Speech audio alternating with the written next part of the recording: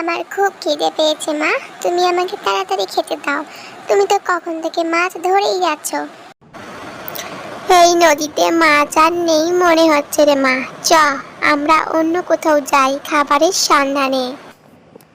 পেতনি এবং তার মেয়ে খাবারের সন্ধানে অনেক দূর চলল এবং সেখানে গিয়ে গাছেতে দেখলো একটি পাখির বাসা। সেখানে 3টে ডিম এবং একটা ছোট্ট পাখির বাচ্চা আছে। মা, আমি এই পাখিটিকে খাবো, তাড়াতাড়ি করে এই ডিম আর বাসাটাকে আর পাখিটাকে নিয়ে চলো। আচ্ছা ঠিক আছে মা, ঘরে গিয়ে খাবি। এই বলে পেতনি এবং তার মেয়ে পাখিটাকে এবং বাসাটাকে নিয়ে বাড়ি চলল।